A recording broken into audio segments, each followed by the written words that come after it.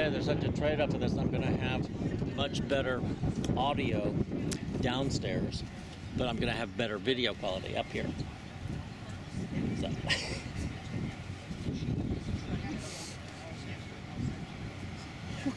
What is that look?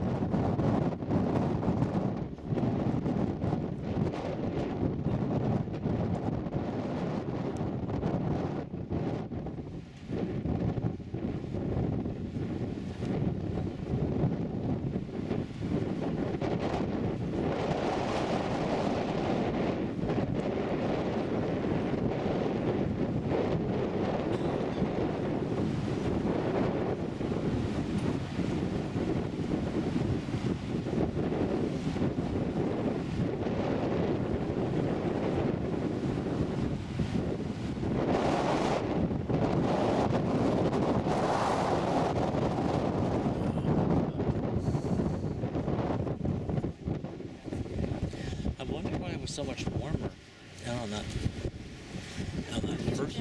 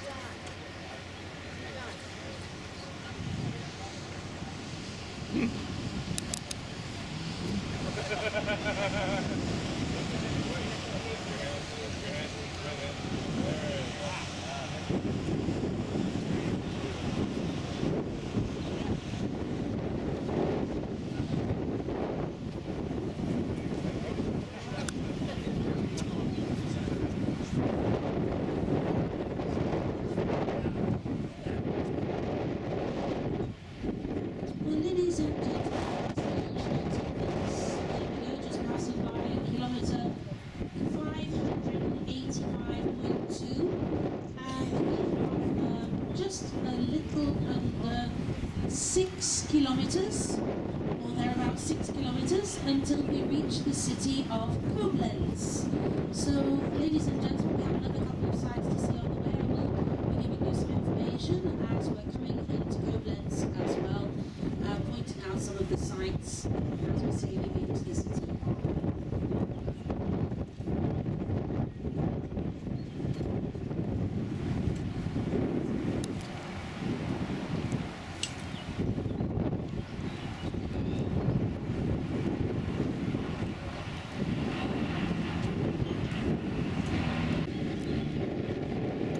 Just passed the castle at 585.2 and we're coming up on 586. I mean, this kilometer is just burning by.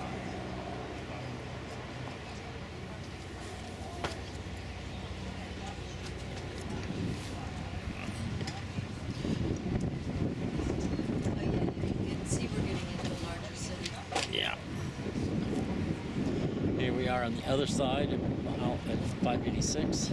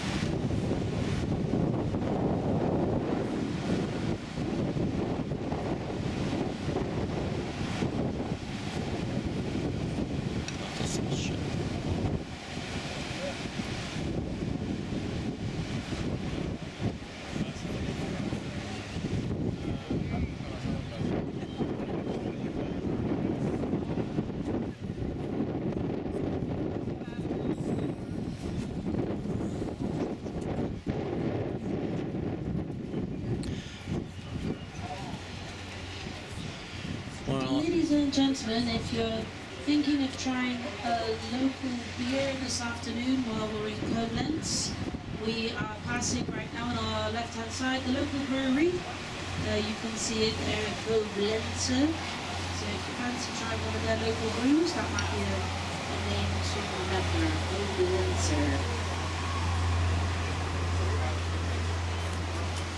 Yeah, I'll ask for a Koblenzer on our wine.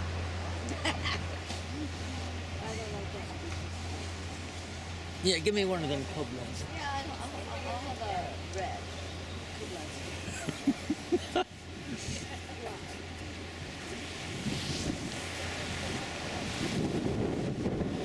And this is Koblenzer Brewery.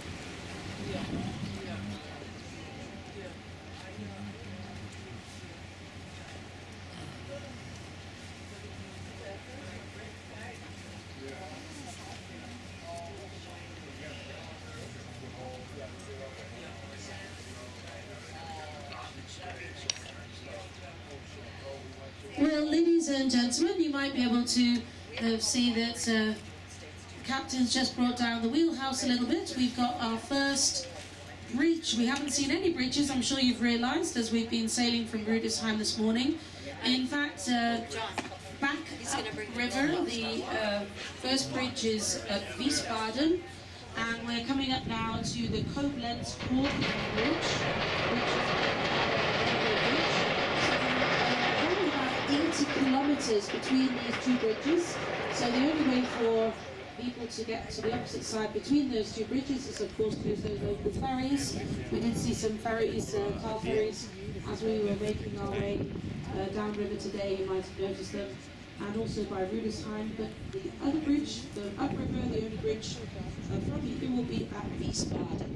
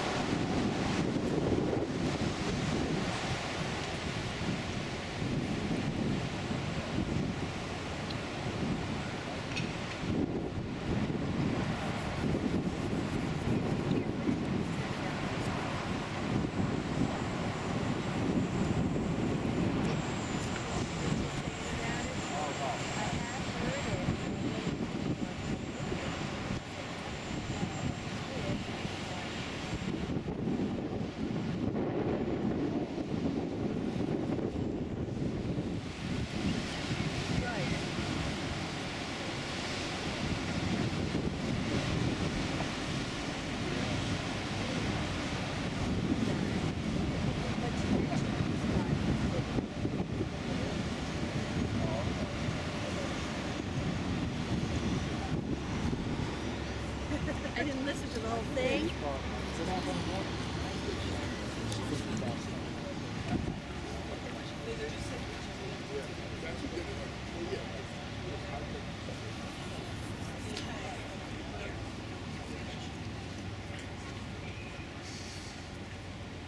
These are such cute little tables. Mm-hmm. Oh, look at these houses. I know.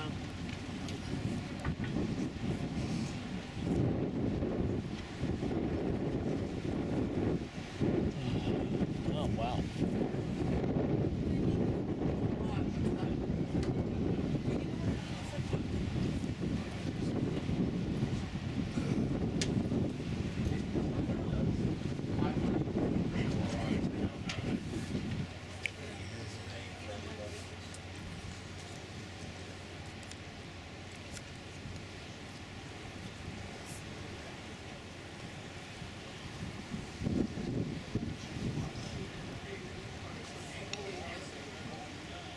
I think we're coming into Koblenz. We're approaching Koblenz. We may be approaching Koblenz now.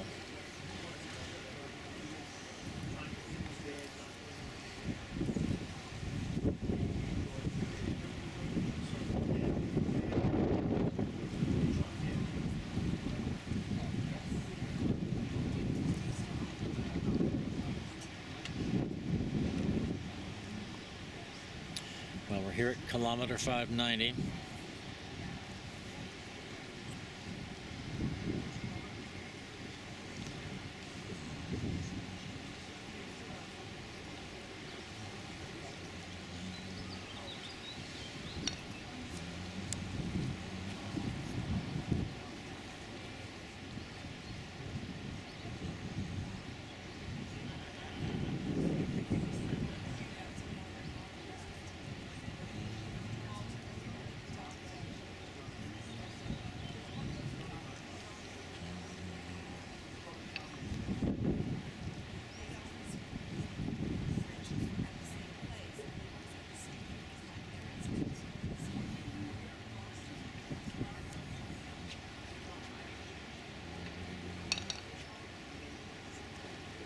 Oh, this is Plattendorf.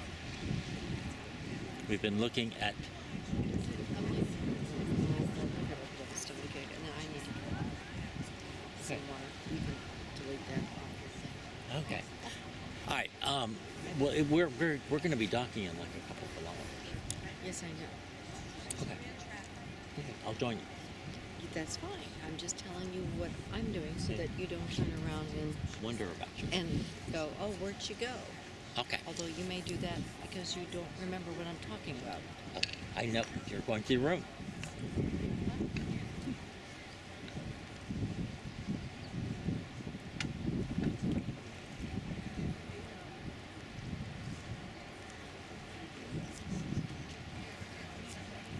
Ladies and gentlemen, we're just going to sail now under the Koblenz Pfaffendorf Bridge, and this is the bridge that we'll be crossing to return back upstream upriver to visit Marksburg Castle this afternoon. Now, as we make our way under this bridge, have a look on your left-hand side. You'll see the Electors Palace, which was built by the Electors of Trier in 1780 through to 1786. It's a fine example of So this is Koblenz over here. Classical architecture. The palace itself was destroyed during the Second World War, and little of the This is the interior Koblenz survived, but the Pfaffendorf facade was Bridge. rebuilt along original lines.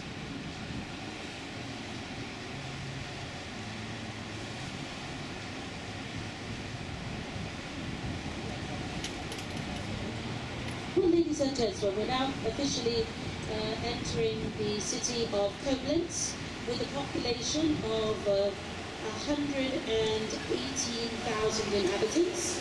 The city derives its name from the Roman castrum and confluentia, meaning the castle at the confluence. Already from Roman times, it was an important crossroads and funneled trade from the Rhine down into Trier and the Roman province of Gaul. And it's always been a major wine handling city. During the Middle Ages and after, the Electors of Trier preferred Koblenz as their residence so that they could better control traffic on both the Rhine and the Moselle River. The revolutionary French armies occupied the city in 1794, and it was incorporated into France. The France embellished the town and laid out the fine promenades that we'll see along the Rhine and Moselle River.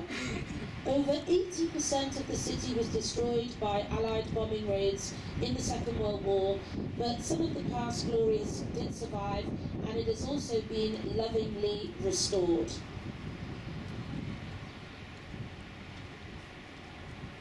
Ladies and gentlemen, on our right side, we can see Ehrenbreitstein Fortress. It's a massive structure and one of the strongest of its kind in Europe, built in 1815 by the Prussians. It houses nowadays a national collection of monuments to technology. There's a youth hostel, various restaurants. They have changing displays and events there. It stands 118 meters above the Rhine.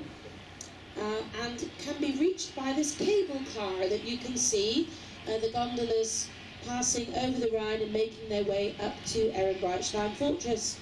So that might be something nice to do this afternoon, either after you've been to Marksburg, or perhaps if you're not coming along, you might like to pop over there.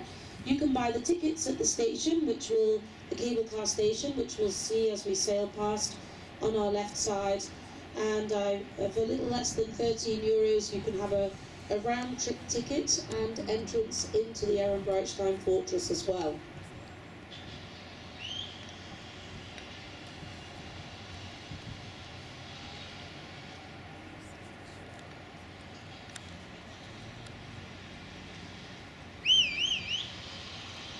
Well, ladies and gentlemen, I guess you've already spotted above the treetops on our left side this massive equestrian statue that stands on a tongue of land that is known as the Deutsches Ecke, or German corner. This is actually the confluence of the Rhine River with the Moselle, and you can see those flags flying on this point that's known as the German corner, and there you see the Moselle flowing into the Rhine. The massive statue is of Emperor Wilhelm I sitting on horseback. Wilhelm was the first emperor of the United Germany, founded by Bismarck in 1871. Bismarck had united the Germans by the simple but effective method of finding a common enemy, France.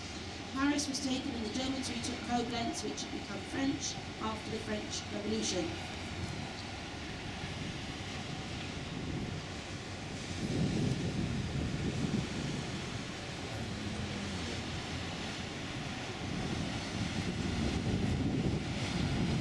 Well, in 1897, a 37-metre-high memorial to Kaiser Wilhelm was erected on this grand plinth as a thank you for the unification of the German states. In World War II, the statue was toppled